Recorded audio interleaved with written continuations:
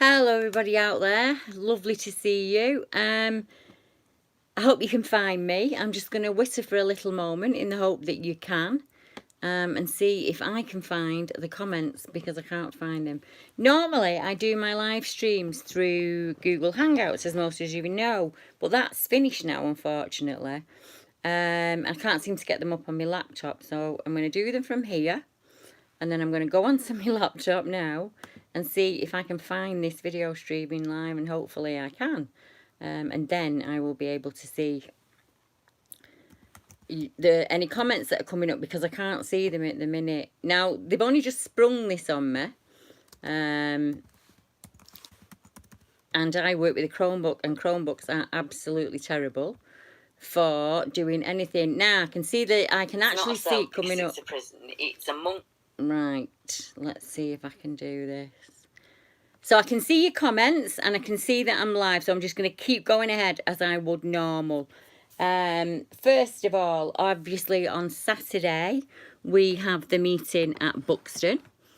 Hi Jack, I'm glad you're in. I can see Northern Nightmare and I can see Susie, and I will do shout outs at the end, but I've got quite a bit to plough through. So, got my trusty notes with me now. Let me just move my laptop because I don't need that now, do I? So from now on, I'm going to have to do them on my iPhone, which is not the end of the world. It's just a new process and I'll have to learn it, you see. But we'll see how we go from now. So, got my notes. So, yeah, the closest place that I can get you to is called Milne House Cottages. And it's on the B6049 in Buxton. It's just off the Monsell Trail for anybody that wants to know. But I have put a video out previously with directions. But if you want any more directions, just let me know and I will pop them over to you. So debbiehatswell@gmail.com, all lowercase. I'm so used to looking into the laptop, I keep looking over there. Right, 1 second. Got my trusty cup of tea. So lots of people have asked us, what do we do on the meets? And, you know, do you go here? Do you go there? I can't really go anywhere. My legs are terrible. But some of the guys go off and some just sit around and we have a natter. And people tend to ask me all the questions that they want to ask me, because obviously they've got me to themselves for a few hours. So my hubby Matt will be making lots of cup of teas and coffees if you want to come along and have a brew with us.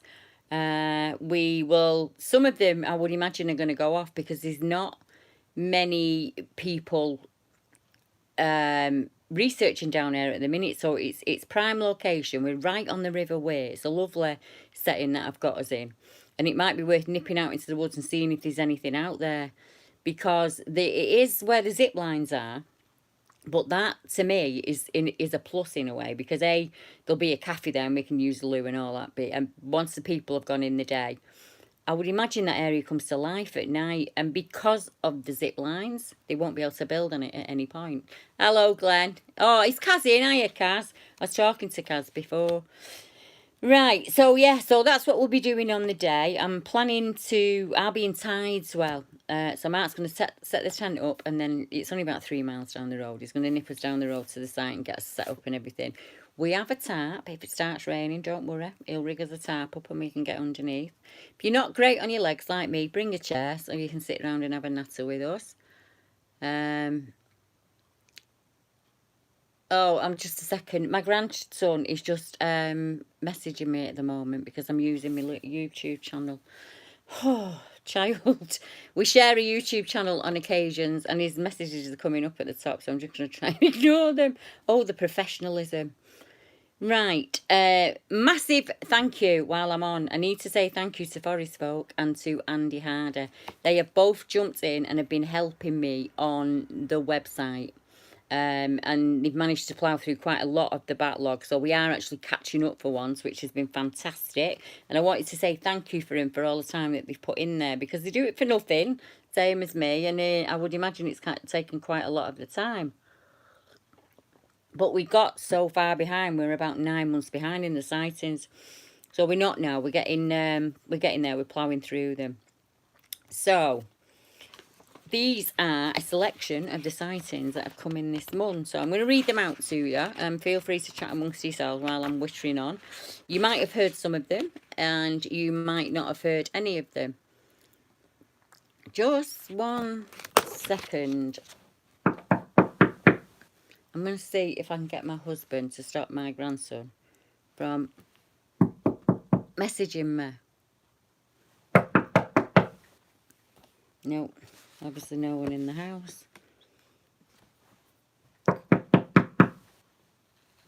Right, are we ready? We'll go with this. I'll just try and make my way through it. Aye, finally he's coming. That was me knocking. Can you message Zane and ask him to stop messaging? I'm on live on YouTube. Thank you. Right, that's what it's for. See, you think I run it all dead professional. Well, I don't, you know. I'm a grandma as well. Right, Deborah, professional legs on. Let's get going. The Forest of Dean whoops came in this weekend. No, that was me wood knocking, trying to get the attention of the humans in the house. It nearly didn't work. My kids and I are great fans of Sasquatch, and we've listened to most of the Sasquatch Chronicle podcast, much to our fascination, and many discussions about what it actually is. We have heard one particular podcast about a sighting in the Forest of Dean, and as we live very close, we decided today to go for a walk down to the forest. On my part of it, it was mostly for a little stretch, to take the children for a little stretch of their imagination, and to get them off the gadgets for the day. Anyway, we whooped a little and did some tree knocks, and then we heard something unexplainable. My eldest son, who was 12, expressions changed, and he about turned and walked back the way we'd come, and it looked like he was in pure fear. We heard 3 more whoops as we walked back the way we'd come. I've never heard anything like it, and because of the depth of the whoop, I even wondered if it was a train. Now, it's the strangest thing. When I've been on YouTube this afternoon searching for something similar, and we did find one, and it was determined as a warning whoop. We're fascinated and kind of just wanted to let somebody know that may be interested. And as I say, that was in the Forest of Dean, and it happened at the weekend. I'm just having a read. I'm not used to the accent. I will slow my accents down as much as I can. I'm really sorry about that. I'm quite northern. And speaking of the north, we have from Durham City. Now, if you're one of the members, and you would like to jump on any of these sightings, just email me and I'll give you the proper details, and you can get down there and have a look. So, as I say, I live in Durham City, and I often go walking with the dog in the early hours, and I've seen a couple of scary but interesting creatures in my travels. However, when I have told people about these incidents, they laugh at me, thinking I'm on the loopy juice. Now, the first incident, I was walking in a passageway leading up to the cathedral. The dog stopped in her tracks and started to growl. I got my torch from my coat pocket and put it on. I saw a dark, furry, upright, dog-like figure running at fast speed away from me, and it was headed towards the riverbanks. I followed it down the passage on the riverbanks and saw it run towards Prebends Bridge. It then ran up the road where I heard a car skid and stop.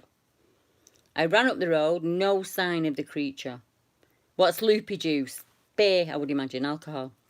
Now, the car driver was shaken, and she said it ran at the car, jumped over it with ease, and ran up towards Potter's Bank area. Incident 2. I was in a small wooded area known locally as Maiden Castle. I have noticed on numerous occasions things like broken trees that couldn't be broken by a human being. I've seen camp-like structures and sticks randomly placed in and on the ground. I was walking around this part of the wood that looks over the river with a good view of Peelaw Woods. I checked my watch and it was about 3:35 a.m. in June, and it was fairly light. The dog started barking and jumping about. At first, I couldn't see anything as I looked around, and then I heard a deep grunt and heavy footsteps. I then saw a large tree shaking as though it was really windy, but it was the only tree moving like this as the wind, and there was no wind and the weather was mild. I couldn't see what was making the tree shake or make the grunts and footsteps even though they were getting closer. So I ran. Just one sec. The dog followed me towards Winnie Hill School, and back up into the built area. Now, these events haven't put me off walking early in the morning. I'm just more curious as to what they are. So as I say, that's in Durham City. So if you're up in the northeast and you know those areas that I mentioned in there, pop along and take some images for me if you don't mind. Now, this next one caused quite a stir on Facebook, I'll be honest. And it was simply because, as I said, I am so far behind that sometimes some accounts get left behind, and this was one of them. And people have said to me, I can't believe you kept it this long without, you know, putting it out there. Well, it wasn't intentional. It was just admin error. That's the only thing I can put it down to. At the time, it was just me, and I think it was at the time when my dad passed, so I was probably a bit confused, and I just didn't realise. But this is the account that came in from the brother of the prisoner. And I can tell you a little bit more about that story now, because I'm not just doing the sighting. Now, the gent got in touch with me and told me I'll read the story out in a minute, but I'm just trying to break it down for you. And he basically asked me if anybody in the UK had ever reported anything from a prison. And I said to him at the time, it's never been mentioned to me before, I'm not really sure. And on the same day, somebody rang me up and said that in their local paper in Cornwall, there was an account of a naked man on the moors in the same time period, in the same week. And I received the one was an email and the other one was a message on Facebook in the same 24-hour period. Basically talking about this wild man that had been captured. A number of people had, not captured, photographed, I mean. And a number of people had reported it, and it had gone into the local newspaper. So, in the meantime, this guy's in prison. I don't know how long he's in there and what he's in there for, but Dartmoor prison is no longer a Cat A dangerous prisoners. It's more lower, what they call blue-collar crime, I would imagine. So, as he says, the gent went on to explain that his brother was in prison and was almost finished with his sentence. He'd received a number of home leaves, which means that they rehabilitate by coming out for a number of weekends and get ready to get back into society. And on the one home leave the previous weekend, which is January 2016, he'd seemed even more reluctant to return than normal than he had on any other of the day releases. Now, he said to me at the time, as you can imagine what was going through my mind, all the things I was worrying about as to why he'd suddenly changed his opinion and didn't want to go back, and was seriously thinking about jeopardising his parole, I would imagine, or his release by not going back. And he said, I took it upon myself to sit him down and get him to tell me what was going on. And he said, I imagined everything from bullying to all manner of, you know, terrible stuff. And he said he went on to explain that from his cell, he could see 2 small wooded areas and out over the moors, which in a sense had enabled him to really appreciate the beauty out there. And he would watch the birds constantly. And I think that's what he did to pass his time. And he said even in autumn and winter, there'd been lots going on out there in the woods. And on the previous Saturday night, before the gents' home leave, the following Friday, he was watching the woods after lights out and watching for the bats and owls to start their day. He suddenly noticed a strange dark figure hugging the tree line.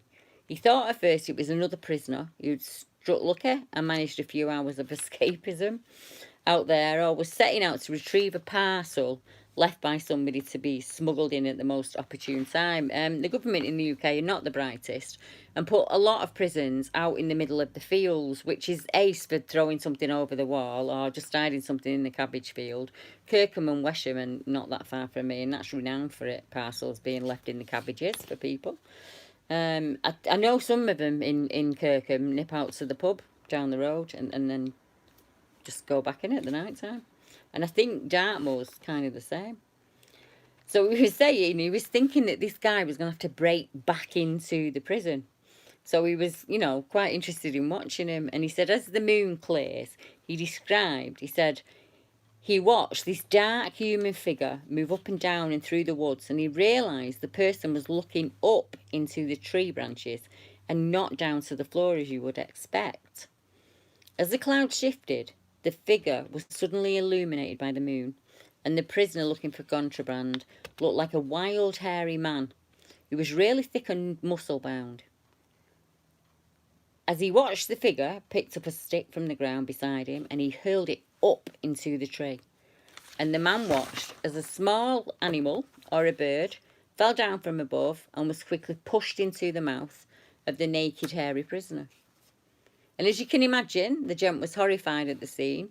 He blinked and adjusted his eyes as quickly as possible, but the figure was gone. He watched the woods all night, the brother said, in case the figure returned, and did watch them every day until he got a slight reprieve when he came home to us on Friday. And that's from Bob H. And if you're out there, Bob, will you get back in touch with me? Because I'd love to know how your brother's doing now, and how you're doing now, and how things are going. And I know you were thinking about moving, so I'll pop you an email over. But could you send me one in case you've changed your email address? Because it'd be lovely to catch up and have a chat with you. Now, there is an area in Scotland, and I got it completely wrong. I said it was Ireland, and thankfully one of the members pointed out I got it wrong. And I'm hoping that some of you out there might have heard it and can help us track it down. And it's in Loch Gilphead, Scotland, and I hope I've got that right. It's Gilphead. And the gentleman said he'd heard a story out towards Kilmore and Scammerdale about the Wolfman. It was just south of Oban on the Loch Gilphead Road. It's a famous one up here now. Lots of people say the poster had a little too much to drink the night before, but he saw a dog man or a wolf man creature. So if you've come across that, please get in touch because I'd love to know more. Now, Thetford Forest comes up over and over again. And this account came into me on the 23rd of July, so just as we've gone about 4 weeks ago. And it was a gentleman, and he said, last Saturday I was in Thetford Forest, Norfolk. And he actually names the road. He's on the Fire Road 23, and you can find that on the map if you want to nip down and have a look. We were on, let me start again. Last Saturday, I was reading what Northern Nightmare had wrote.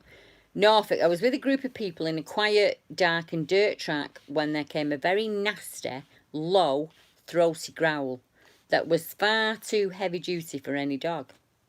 Now, we were on the dirt road known as the Forest Track 23, and it's split in two by the campsite road, and this was further north at the top section, only half a mile from St Helens campsite, which sits just over the country border trail of Suffolk, and there's a railway track that runs that way. So the road goes that way and the railway track intersects like this, so it would be a really good area to look at. I think we've got 9 accounts now in Thetford Forest. Some have been described as upright walking bears. Others have been described as baboons. Creature comes up a lot, tall, hairy creature. Norfolk Wood is just to the northeast of Thetford. If it was on the clock, it'd be at 10:10. And there's a really good account there from 2 wild campers who what they described as typical Sasquatch shape, covered in hair, it was stood within the trees watching them as they were packing up the camp. And he said he couldn't make out any facial features because of the foliage on the trees, which is your typical Sasquatch behaviour. So yeah, if you're around, I know there's a few members in the Thetford area. If you want to pick up on that one, you can do. Now, Woodbury Common is our next one. I can give you details, Natalie. 1 second, Natalie Pearson, I don't mind stopping for this. We are meeting in Buxton. My email address, let me see if I can just pop it up now. Yeah, 1 sec. I'm hoping I can type it in somewhere for you.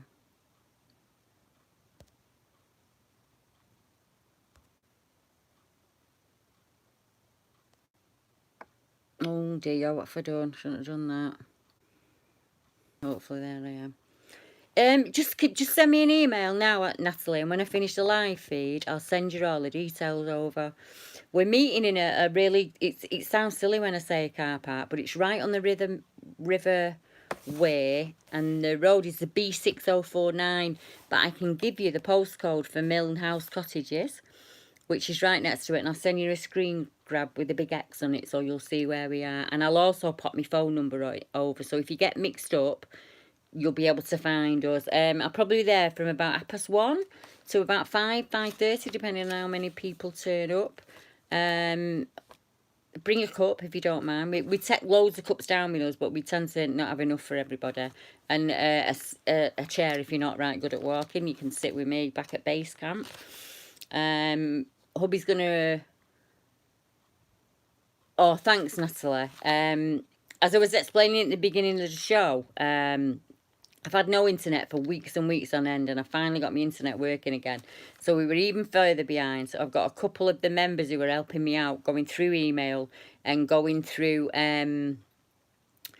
the sightings on the website and getting them all up to date for me. And hopefully we've passed that hump and we can get the live feeds regular now, because we know what we're doing and we're getting a bit more professional at it. So yeah, Woodbury Common is our next one. Sorry about that, everyone. And I think Woodbury Common, if I'm right, is Cornwall. I'm not sure, we'll find out as... I'm not sure how to describe the recent experience, which both my friend and I experienced. All I know, I'm not sure how to describe a recent experience, which both... And then she misses it out, so I'm not really sure. And I experienced... All I know, I was sort of... find it hard to talk about it as you're still trying to explain it. I have, as a young girl, been very sensitive to spirit, and I believe this was just terrifying as someone experienced it with me. Well, the sound of it. It was only me that saw it, and I wish that I hadn't. I was playing Candy Crush with my partner, and he was on his laptop, and we both heard a huge thud land outside the lounge door, which is situated at the back of the house. It's an end terrace with a huge gate and a fence surrounding it. My cats jumped no problem, but this one time the noise was as if a huge, obese, muscular human had just jumped the fence, and we heard the garden gravel crunch with an almighty force directly by the open door. It was about 12:30 at night and it was pitch black. We both described to each other, even now, that intense feeling of frozen fear. All was silent for a second, and I have no idea, as time just seemed to be an eternity at that point. Then we heard the most terrifying sound both of us have ever heard. I said time seemed to freeze for eternity as we heard what I can only describe as a blood-curdling, snarling, growling, so loud it overpowered the television we had on. Almost like you could hear it salivating. Eventually, we snapped out of fear, and Joseph said to me, "Quick, shut the door, lock it. It may be a rabid dog." And without even thinking about it, should be him, I shouted to him, "Shut it, I just bloody did it." So I think she meant she'd already shut the door. Again, with no concept of time, I went upstairs to my toilet, which is situated from above to the other side of the house, the 8-foot fence. I didn't even manage to sit on the toilet when the overwhelming snarl and growl, maybe just without breath, happened again. I screamed for my partner, trying to pull my trousers up. I gathered he would get up the stairs within seconds, so curiosity made me look out of the bathroom window at the side of the house to have a peek I wish I never had.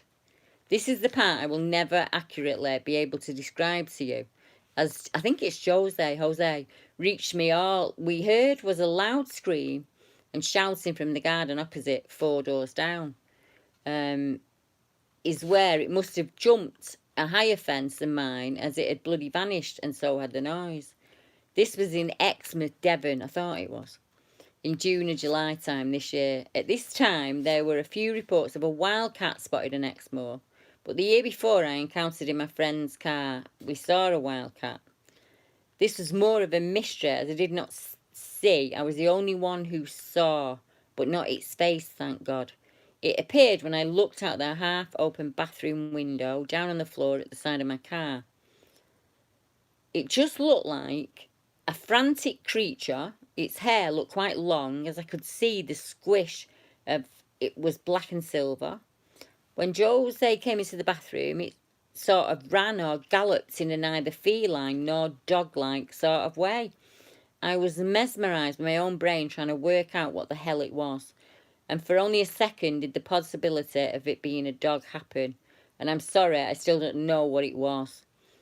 I only saw it spinning frantically by the car, but when it sort of galloped, I think that's what scared me the most.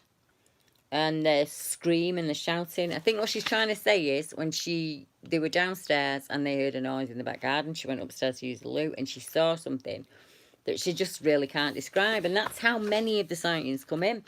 They're not all lovely and wonderful and set out for you. They don't know what they've seen. They don't know what to describe.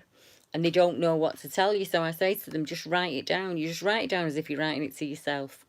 And that's how lots of them come in.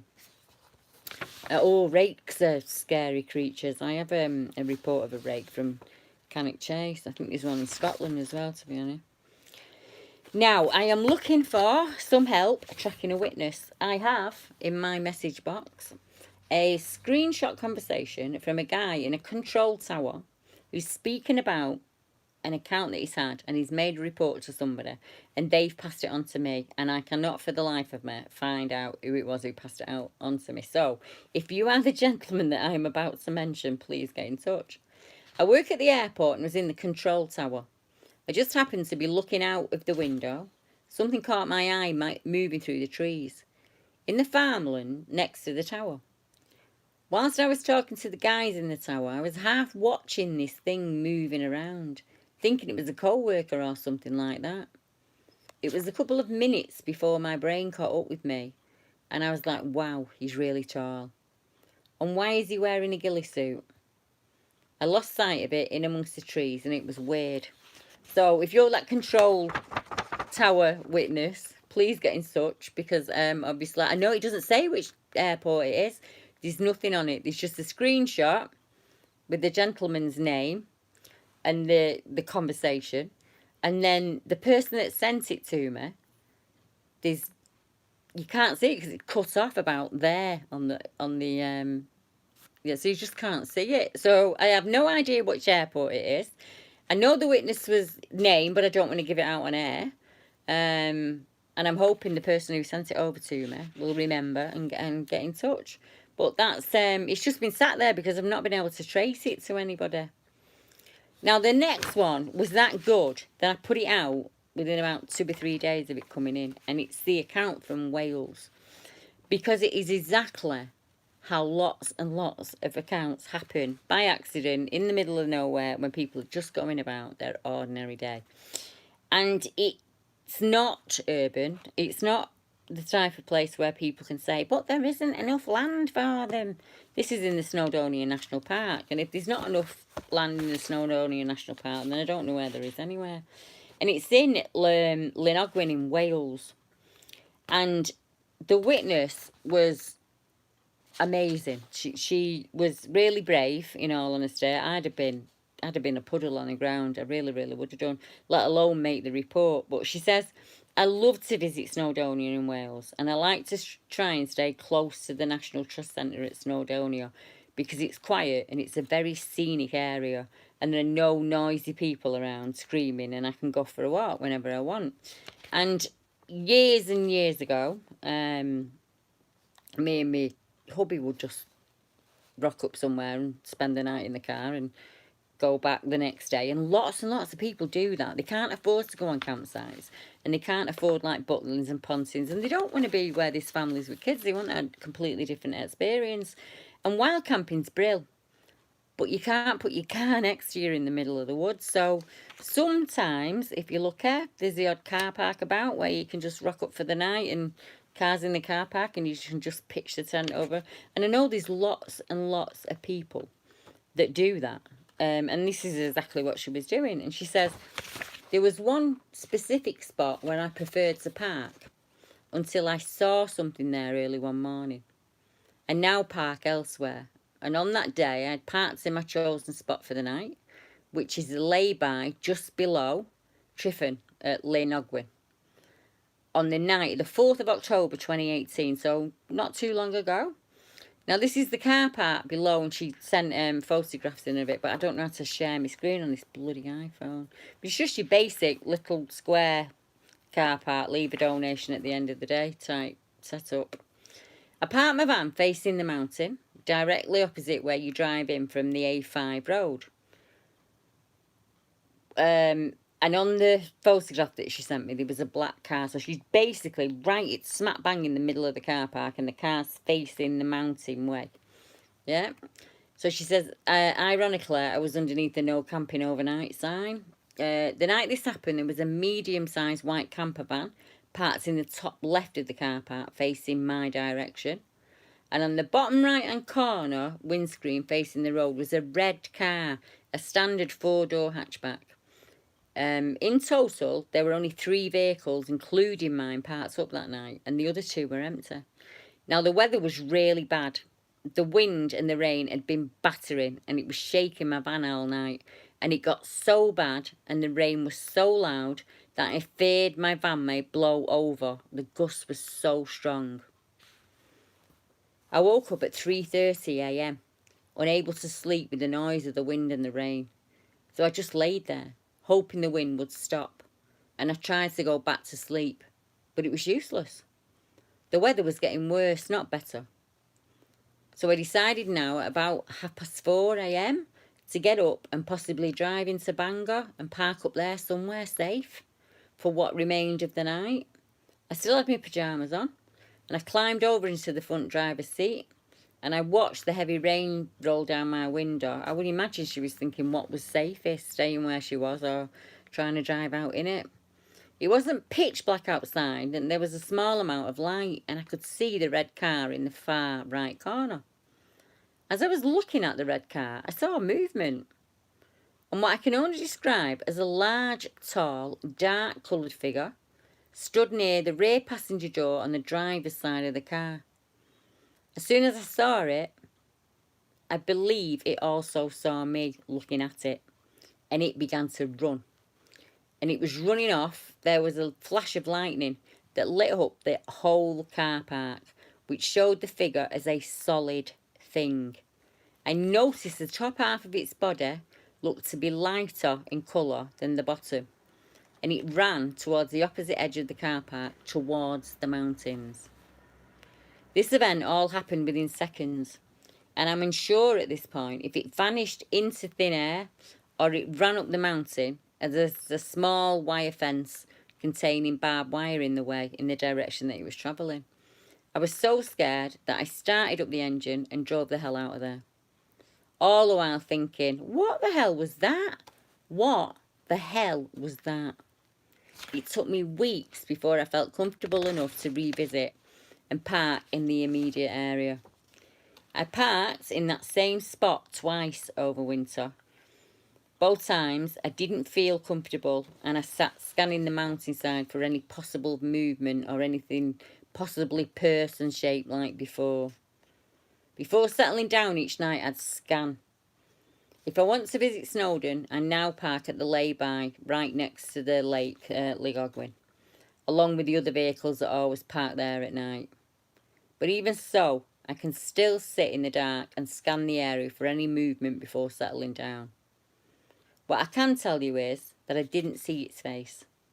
It had a head, 2 arms, 2 legs, and it ran upright, but in a slightly hunched fashion. The top half of its body was lighter in colour than the bottom half, and it looked to be at least 7 feet tall, but I can't be 100% sure about that. It may have been taller, but I knew that its waist was almost as high as the roof of the car.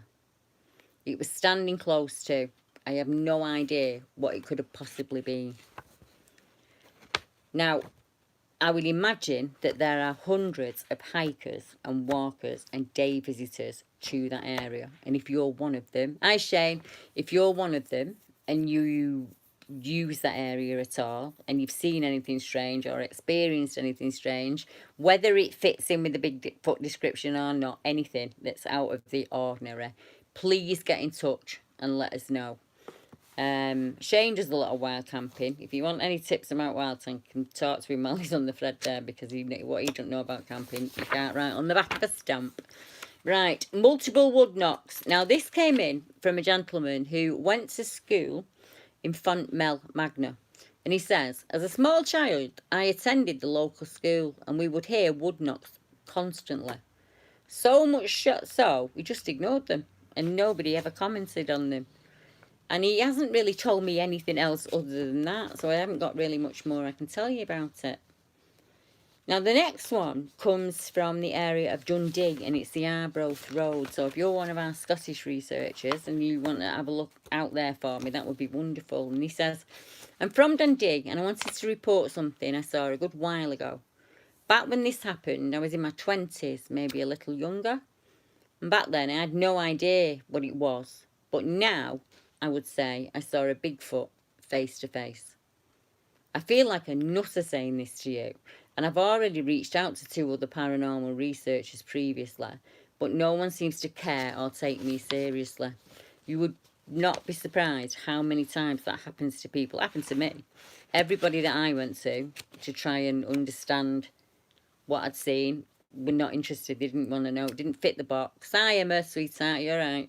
It didn't fit in the box. It didn't fit the right parameter. They collected paranormal reports. It wasn't classed as paranormal. They created 40 reports. It didn't count as 40. And it was like banging your head on a brick wall. And honestly, that's what got me started, because I thought, hi Linda, sweetheart, you okay? I thought, well, where do you go? Where do you go? And Mark said, my husband, make somewhere, Deb. Yeah? Make somewhere where all those people who don't fit in those parameters that slip between them, find somewhere for them. Make somewhere for them. So that's what I've done. And that's kind of... So when he said it there, it's quite saddening, isn't it? That he's gone to 2 other paranormal researchers previously, but no one seems to care or take me seriously. I'll speak about that one in a minute, Stu. The Cresswell Dogman. I need to get hold of Linda Moulton and ask her if she will pass my details on to the witness, and I keep forgetting. I've had one of them winks again.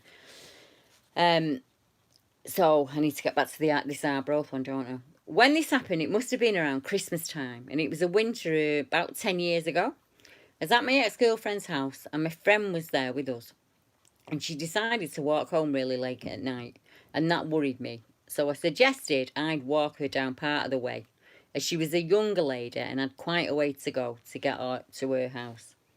The area's a bit dodgy at night. My ex said she'd also come with us, so all 3 of us set off and we cut through some shortcuts and stopped outside her house. Me and my ex-girlfriend start walking back the way we'd come, and the path we're walking came to a bridge, and under the bridge is a creek that splits into 2 creeks.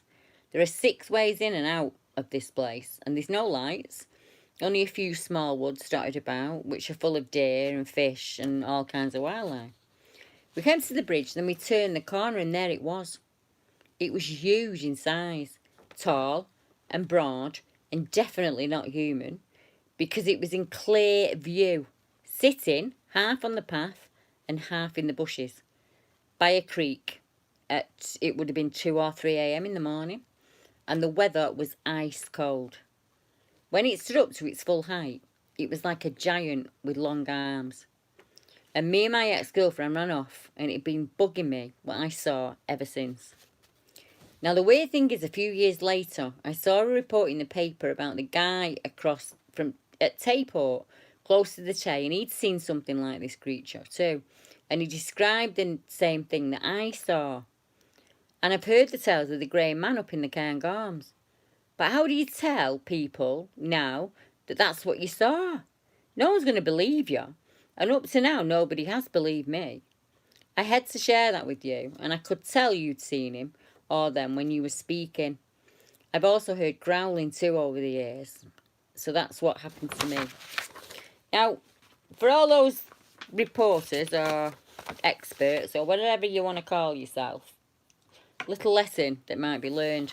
That gentleman's report is incredibly important. A, not only because it's his life experience and it happened to him and he should have a place to report it, but B, if you'd have done a little bit of digging, you'd realise that there were 2 other reports on that same stretch of road within 10 years of each other. And he said his account was about 10 years ago. One of them made the papers because it was sent to Cliff Barrickman from the Finding Bigfoot team, and people know Cliff. And he sent that over to me. And I put it out here in the UK. And another gentleman got in touch who was 10 years later on the same stretch of road. Saw exactly the same thing, same behaviour. The first guy said he came out of the woods on his left-hand side and it crossed over to the right. And it just completely ignored him. It was as if he wasn't there. And the next guy who came forward and said the same thing, he just completely, it was at the side of the road. It crossed from one side of the road to the other and it went off into the woods. And I don't know how to describe it and I don't know how to tell anyone. So you've got 3 reports there in a 1 mile stretch, but they don't fit the parameters. They don't fit the box and nobody wants them. And to me, that's 3 people who've seen the same dark, hairy creature, regardless of what name you want to tag on it or peg on it, doing the same thing in the same area over 15 years. But it doesn't fit. And we don't want to know about it. Well, I do, because I guarantee you if there's 3 people in that town that have seen it, then there's more, and they will probably hear the video or read about it, and we'll find another one will come forward. That's it, innit? And Emma, you don't know what to call it, you don't know what to say. Stu is working on a case for me at the moment, and it didn't come to me, it went to Linda Moulton in America, and I understand why, because she's very well liked, she's really professional, and if I'd have had a Dogman account, she'd have been probably the first person that I had gone to. Couple of young lads driving round like they do here in the car at night. There's not a whole lot going on, you're a bit far from town because you kind of area where you've got a small housing estate and then you've just got greenbelt and farms and woods. So they're driving around, and I'll tell people about your account in a minute, Emma, for you. They're driving around in the car and they see what they describe as an upright dog creature, what you call a dogman or a werewolf. So Stu went out to the area for me last weekend and took some area shots. So I'm going to see if I can speak with Linda and either pass my details on to the witness if she will for me, because obviously she can't breach confidentiality and tell me, because I wouldn't, I'd say no, but you don't mind passing on people's details and see if we can track them down and have a chat with them, because they might think that they're the only people in that area that have seen something and they're not. It's up in the northeast, it's in with that big clump that go from like Morpeth all the way through Bolham and Harwood and keep going up, and you just keep going up to the Cairngorms in all honesty. So it's ideal habitat. Right, Emma was in the car with her sister. It makes me, she doesn't have to type it out if I tell you. And they were driving down the road, and I might get a little bit of it wrong, but to my knowledge, there was a gentleman that passed that had a number of dogs. And we're on a little country road, so there's no cars coming, you know what I mean? It's tiny. The little country roads in Britain are tiny, aren't they? And the fella passes and he goes, and she's in the car with the sister and the dog, and they see in the car lights up ahead a creature with a kind of crouched position moving quickly across the road. But it didn't just have one set of eye shine reflecting back. It had, I think, 6. It had 3 sets of eyes.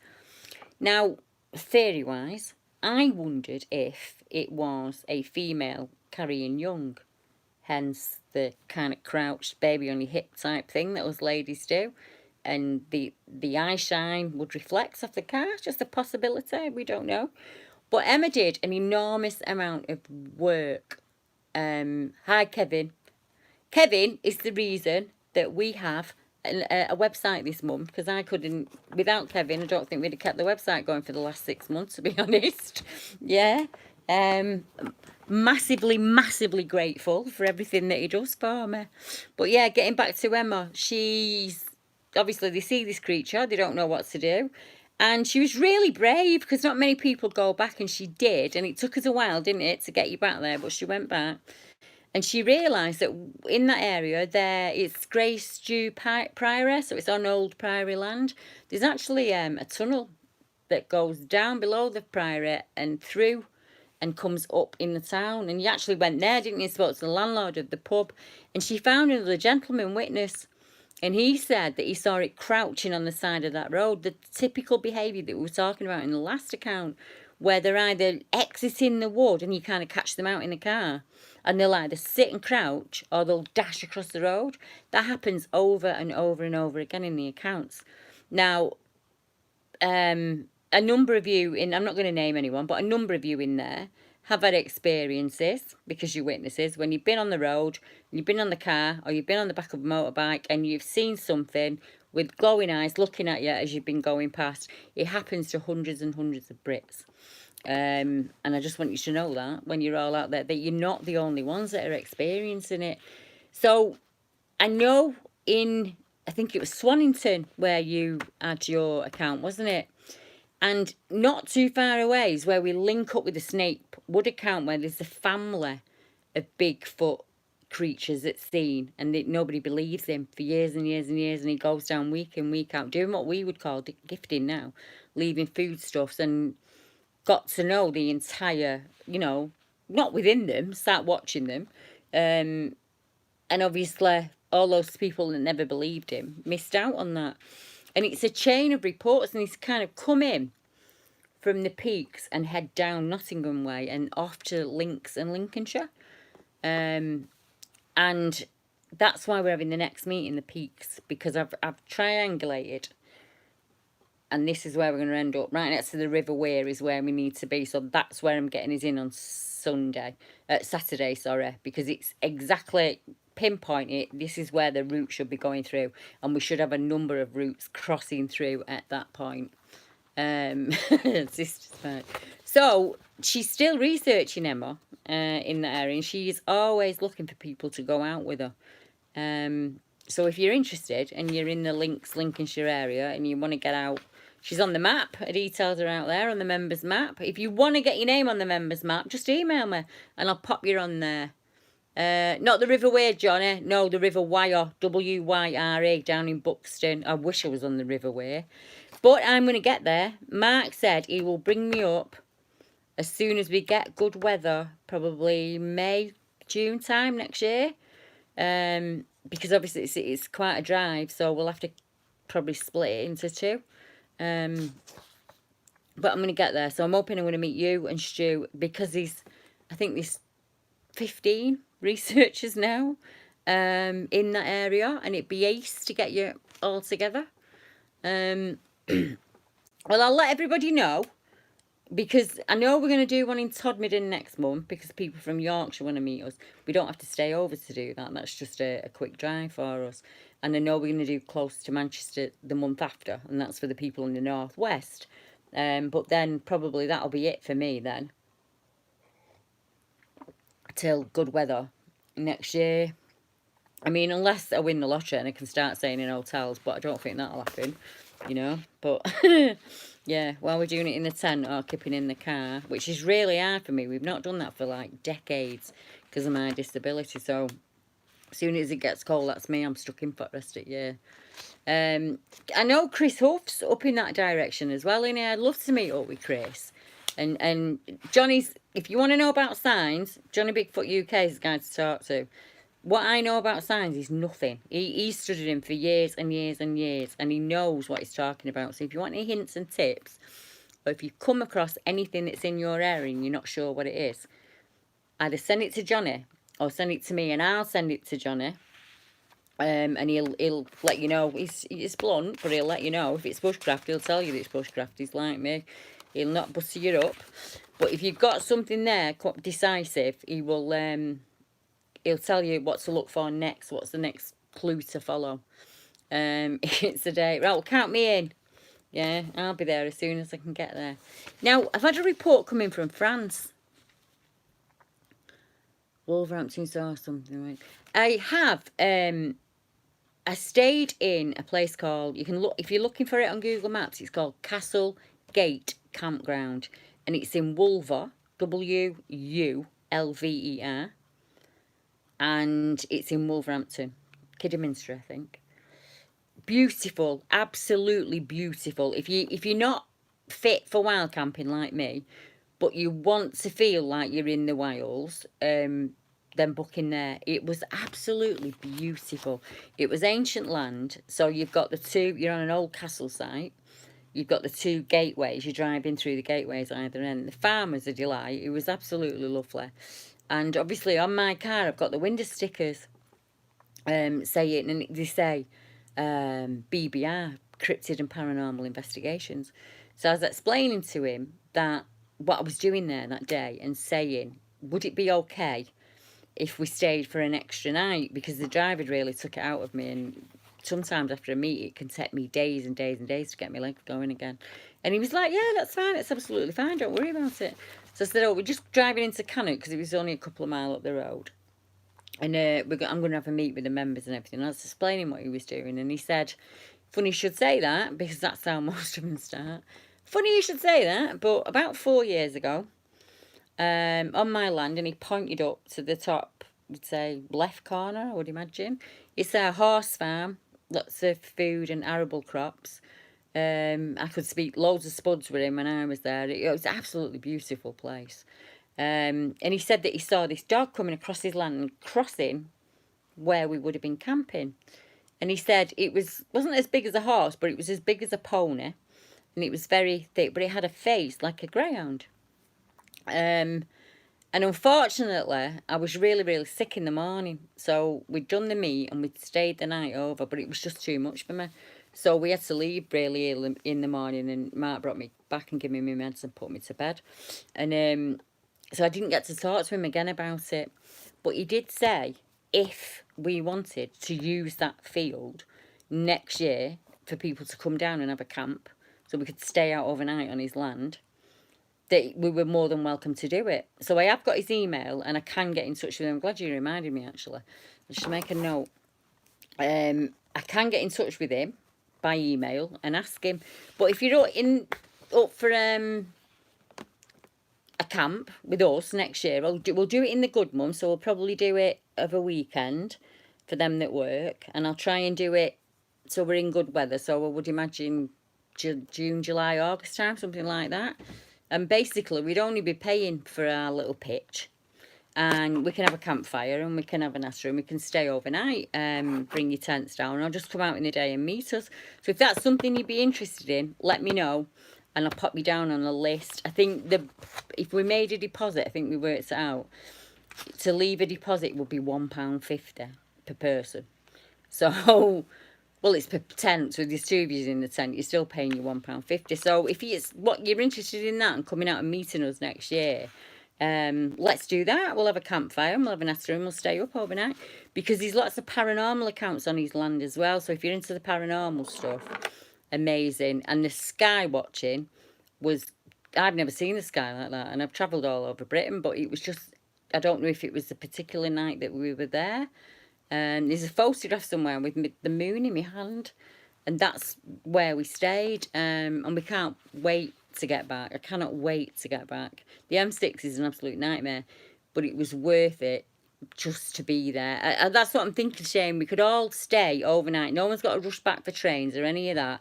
And if we book it 12 months in front, or even 7 months in front, gives people time to get the day off work and stuff like that. And like I say, we all put a £1.50 deposit down and book the field. I think we'd probably have to pay about 10 or 12 quid or something when we got there. When we went, he left us loads of logs. He left us stones for fire. There's a loo, there's fresh running water. It was the cleanest loo I've ever been in all honesty. I was quite shocked by it. Amazing place. It's this little Patterdale pup that comes round and nicks all your food. It was absolutely fantastic. That's what I'm thinking, Kaz. We can bring you down and stay overnight, and we can bring you back as well. And we'll just munch everything in my little Lego car. But if you're stuck on Saturday and you can't find me, look for a little red Suzuki that's got Bigfoot stickers in the back, because I bet there's not many of them in the UK. That's where I'll be. But yeah, I'm hoping that we can all get together and have a good old natter and have a camp out overnight. And let's make a thing of it. We might as well, haven't we? So yeah, I've had an account coming from France. And I know that none of yous can nip over to France, but we do actually have members and interested parties in France. And it's been translated, so bear with me. I'd like to share with you what happened in mid-April of this year, so we're talking 2019. It was at the end of the afternoon, and I decided to do a walk in the forest with my friend and my little dog. We chose a place to park the car and we began our walk. I began to feel nervous. We heard doves, not singing, but screaming. It was the first time I have ever heard this. I laughed and said to my friend, I feel like they don't want us to be in the forest. The path was wide and sloped downhill further on, so I think she meant it progressed downhill. Suddenly, I noticed something moving down the track. I realised it was an animal, and I thought it was a dog.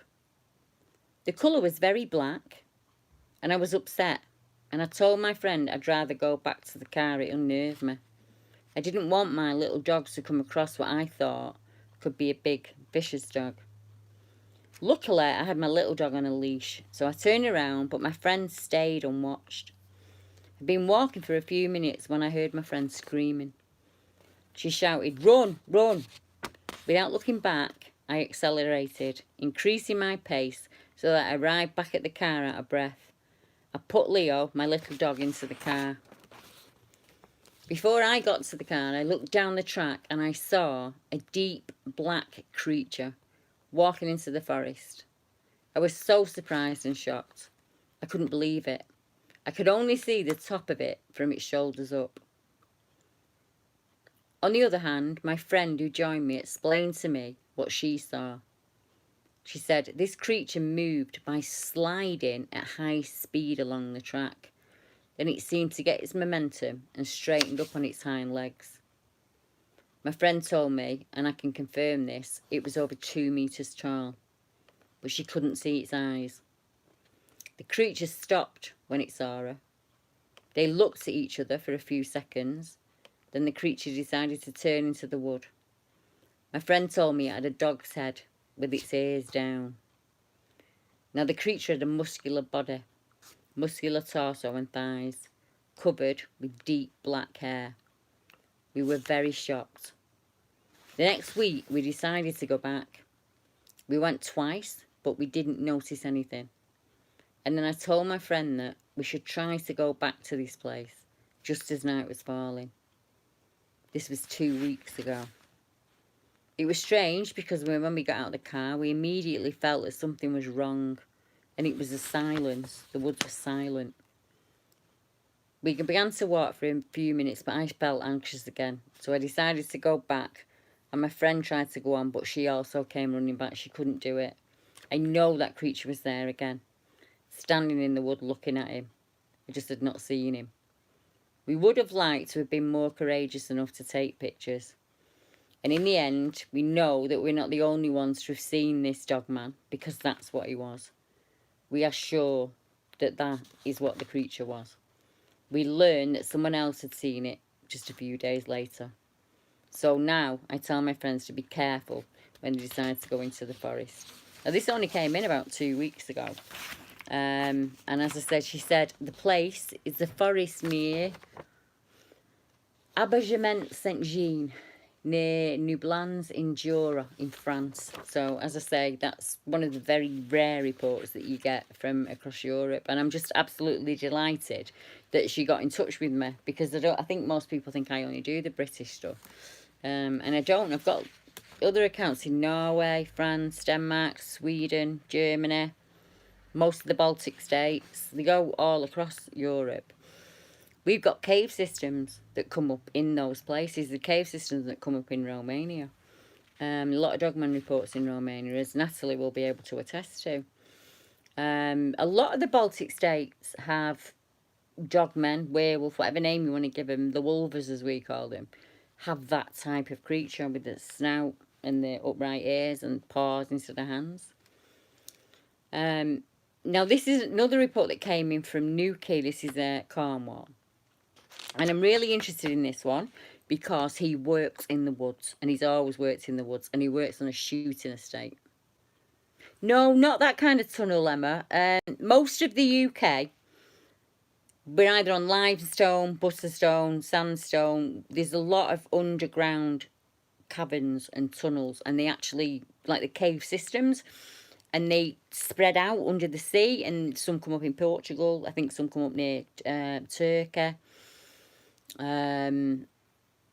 There's some that come up in Scotland, and not all of them have been mapped, so we don't know what's down there. We do on some of them, because you get cavers and they go down and they map it, and then you get people that map new caves consistently as you keep going.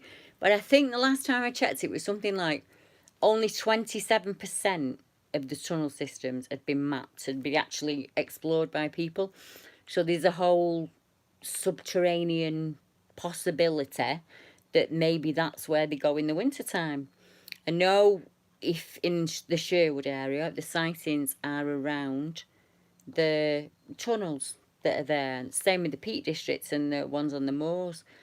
Maybe it's easy travel. Maybe that's where they go. There's a great theory into the fact that they could be subterranean. They could live below ground, and we see them when they come above ground. Even in London, there is accounts of subterranean cavemen on the actual tube system, believe it or not. There is an account of what they described as subterranean humans. So this guy, as I'm getting to, who's in Cornwall, another place where there's lots and lots of tunnel systems, he works on a shooting estate. So basically, it's full of pheasant, grouse, squirrel, anything further that runs with the tail. Lots and lots and lots of food sources.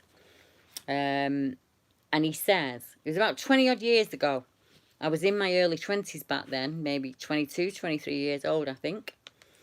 It was a little village called St. Morgan, not that far from Newquay. There are lots of cliffs and roads and high wall roads, and you get there by going out of town, so it's way in the countryside. I was in the field, and the only way I can describe it is that it was wooded all around with steep hills, but the field at the bottom of it.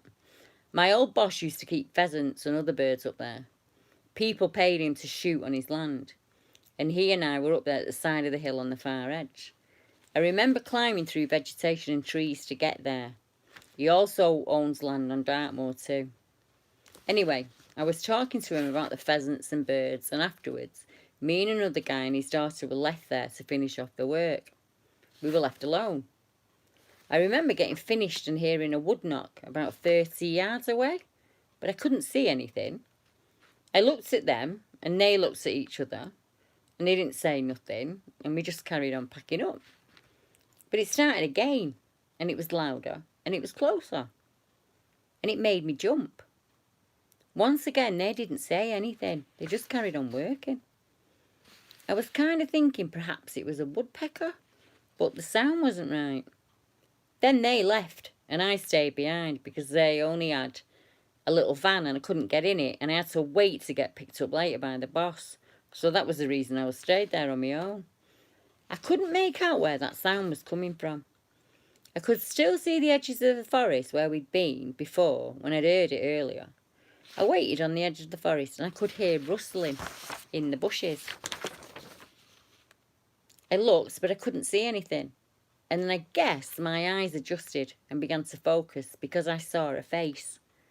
The face was looking back at me, and there were quick clicks and whistles everywhere. I don't know why, I still wasn't sure what it was. I walked forward to try and have a better view, then it stood up. I don't know why, but I just felt it was not fully grown.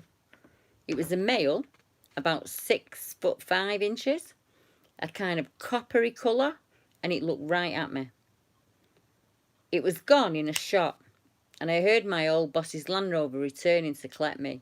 I got in it, and I said nothing. And he said, "What's up with you?" I was like, "Has anyone ever said anything about a Bigfoot or anything like that here?" And he said, "Yeah, we just call them woodwoos here. You just leave them big."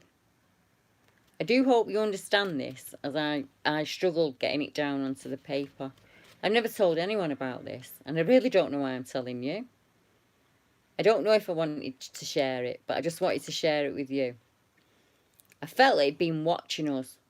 I might try and do some recording for you. So can you imagine being out there in the wilds like that on your own and having to wait for the boss to come and pick you up, and you see something like that and it's absolutely mind-blowing and there's nothing you can do. You can't leave the area. You've got to stay there and wait for him to come. And you've probably got to go and wait there as well, you know, on occasion.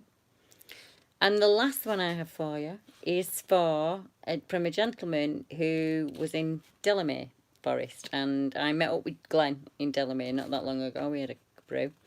And he just said, I had something happen to me many, many years ago. It was about 81 or 82. I didn't see anything, but I heard something like an enormous donkey screaming. Well, that's what I've always convinced myself it was. So I don't know what that was. There's lots of different accounts at Delamere.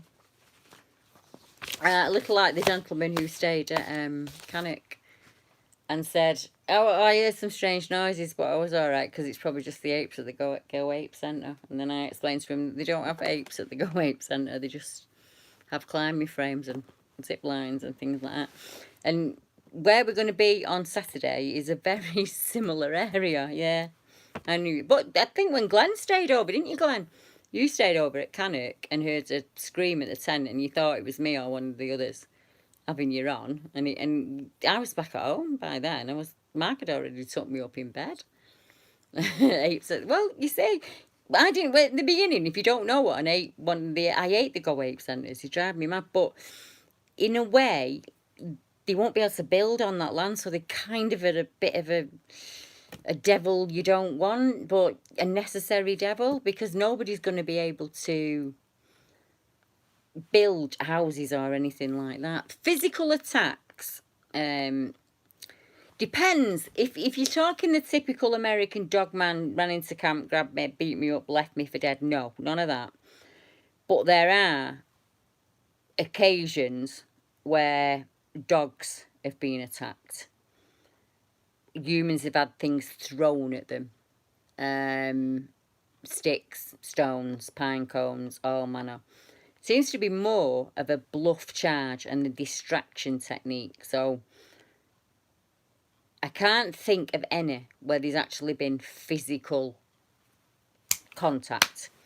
But there are lots and lots and lots where people say, I felt really unnerved. And the next thing, something came running at me through the bushes and it was making an incredible racket and it was screaming and it was shouting and things were snapping and I got out of there.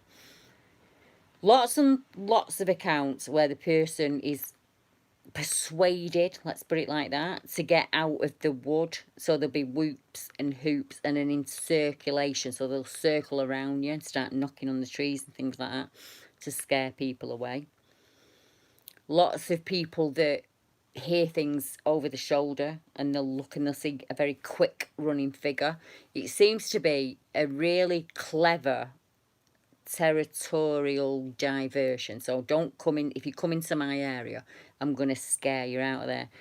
But obviously they are not tripping around in tutus. They are like people. Some of them are absolute darlings and others are just absolute arseholes, let's put it like that. They don't like humans and they don't like humans being in their land.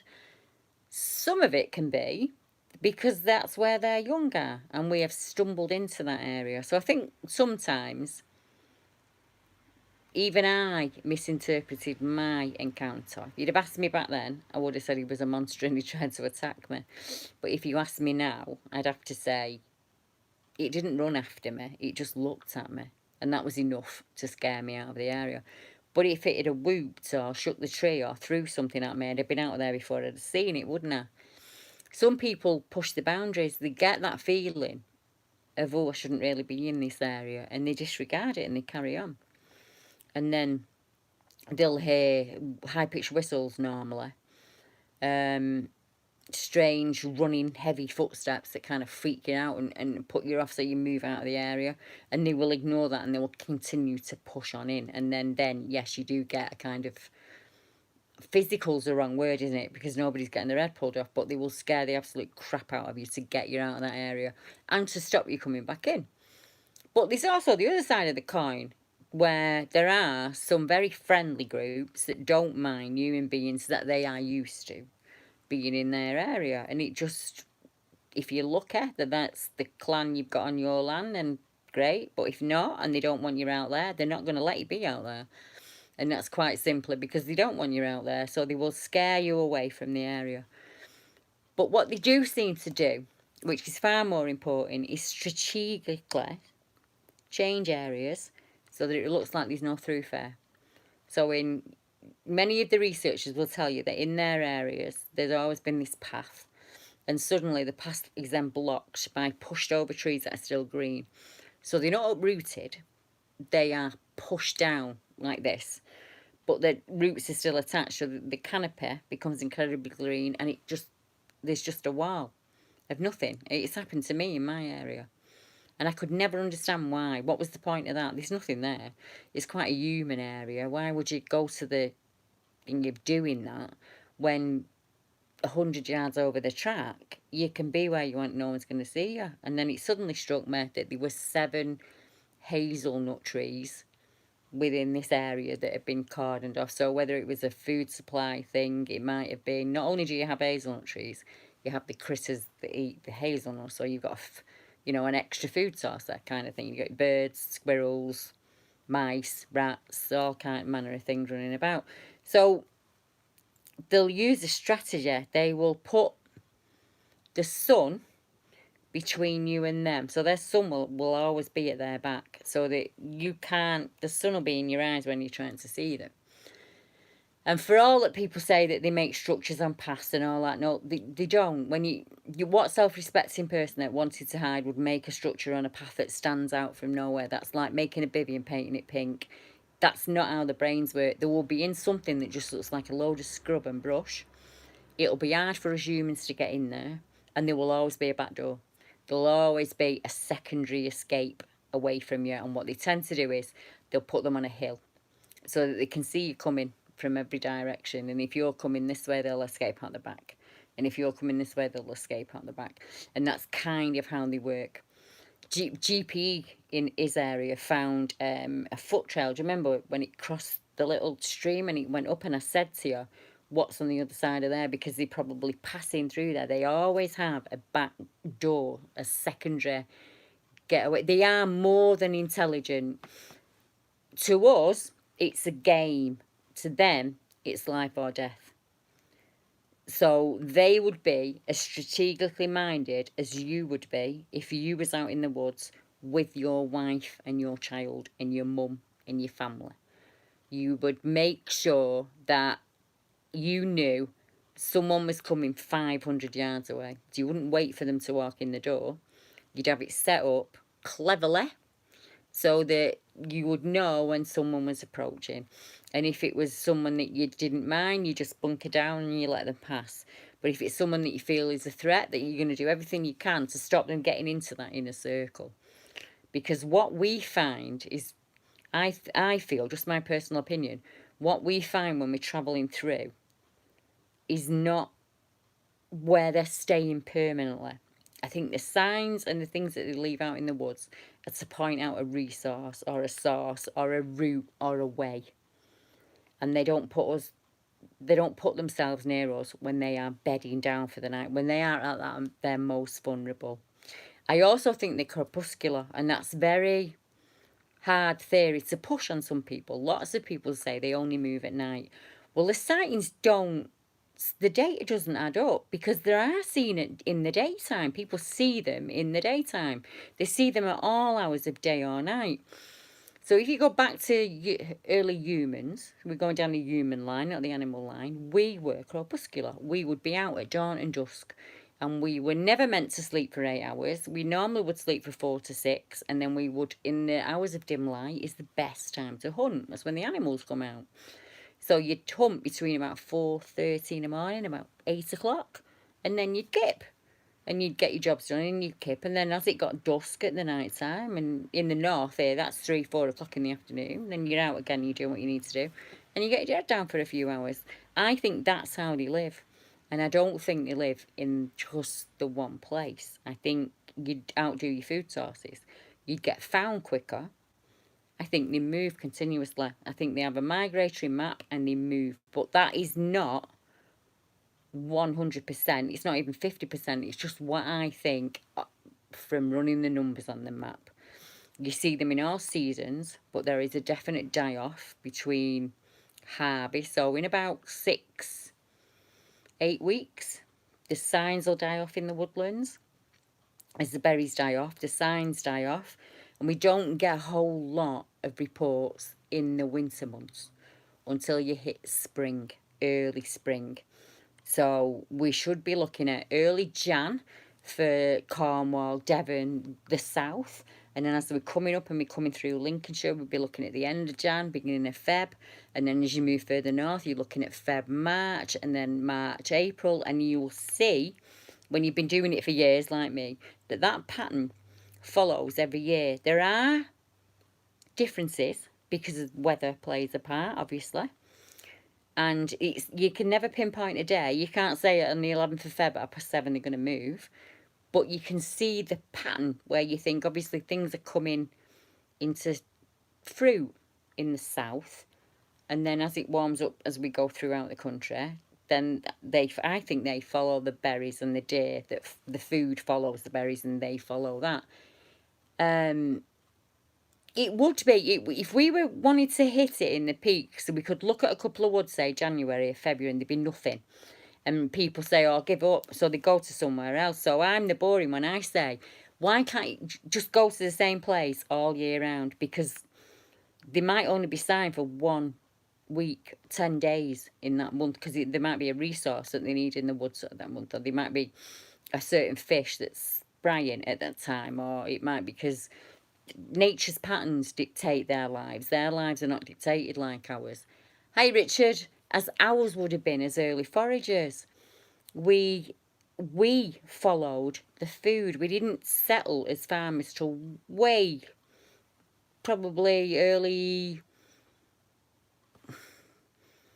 way past the Stone Age, early Bronze Age. We started settling and making farms, and it's when it became about just like that particular clan. Before that, it was incredibly different. You moved with your clan, and what you were good at was what you did, and you continuously kept on the move to keep your food source, and you would leave stashes of food in certain areas.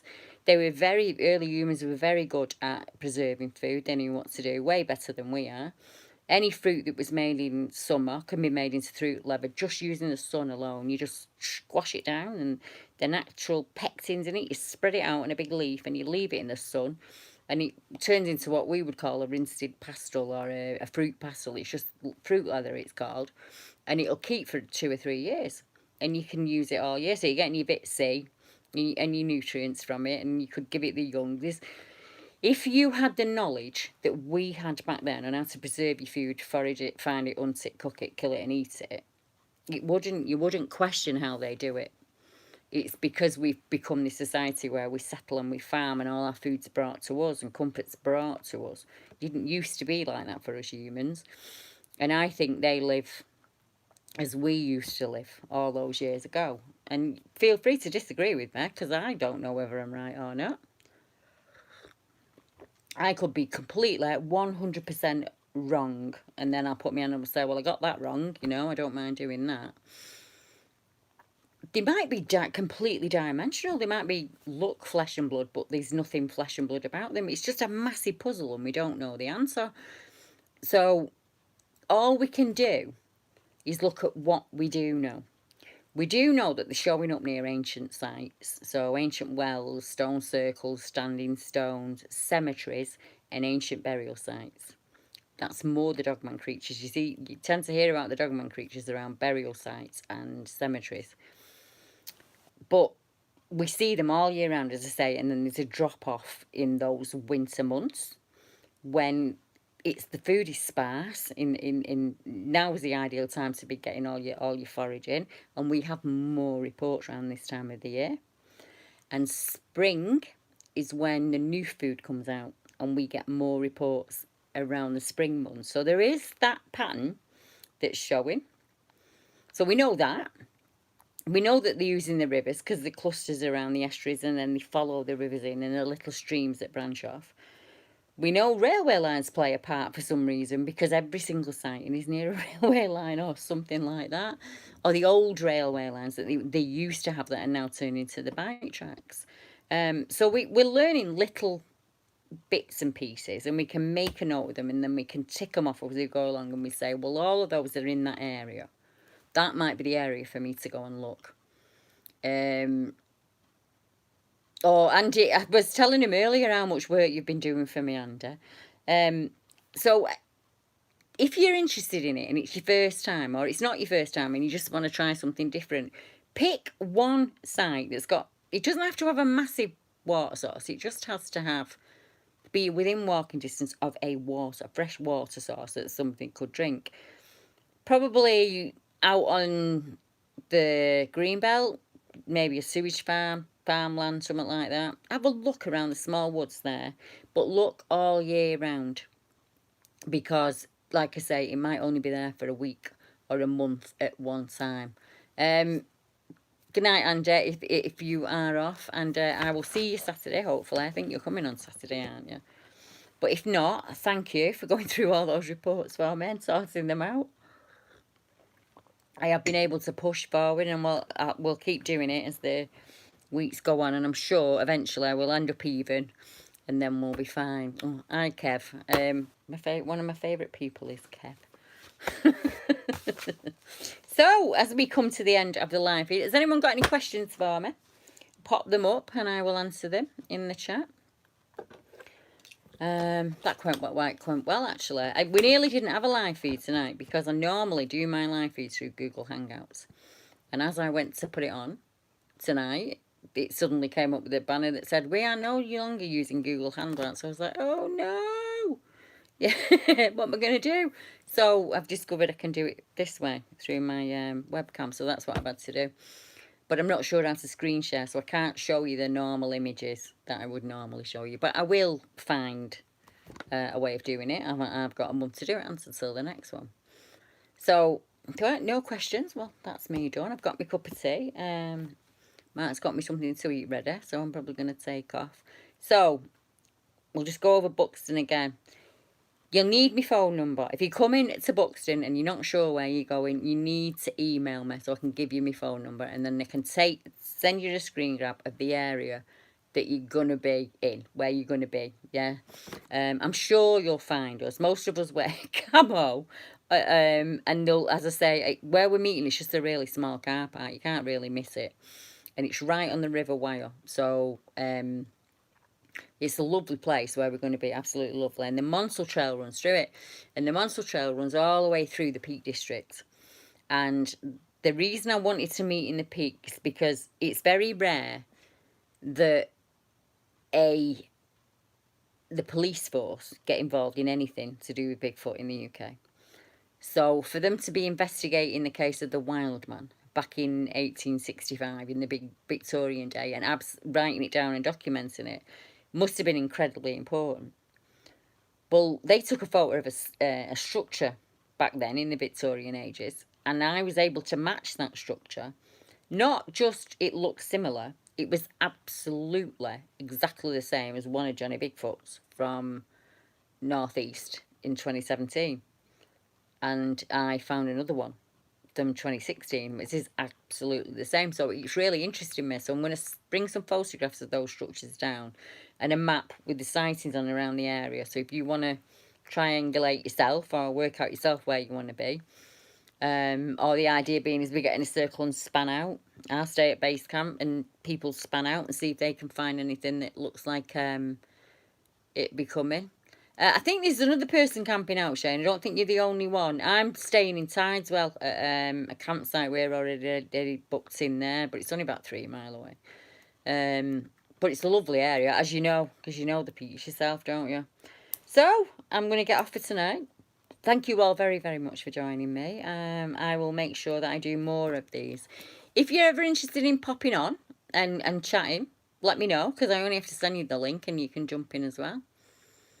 So yeah, there's a couple of them staying out, and I'll have brood. If you've not got brood tackle, you can have mine when I come home, so you've got some for when you're there. See you Saturday, Natalie. Yeah. Night, Susie, sweetheart. I hope you're well. Hope you're feeling better. Yeah. Glenn. Night. Hello, Grant. I didn't know you were there. I hadn't seen you there. Andy Harder, my absolute diamond, who's going through my sighting reports. Yeah, pop in, Andy. We can do that. I'll just send you the link, and then we can have a natter. Sometimes Glenn used to do it with me last year. He'd jump on as well, because I'd like to do more than that. I think we can have 10 people on, so we can get everybody on and just have a natter. Well, we'll come to you, DB. We'll find a way and we'll get to you, yeah? Because last year when we said we were going to do meets, nobody thought we'd get it together. Oh, Centurions, and we're just finishing. It is 3 times. We're just going now, I'm afraid. I've been on since 8:30, but I feel really bad now. Yeah. Oh, see, now there's other people at, I see you Saturday, Linda. Yeah. We'll have a cup of tea, me and you. Right, awesome, Grant. Well, I'll sort that out then. I'll get in touch with you guys. I'll probably be Monday now. And we'll sort something out, and I'll get a night when we can all do it, and we'll sit down and we'll have a natter live, and people can jump in with us. So until next time, thank you very much. Good night, everyone.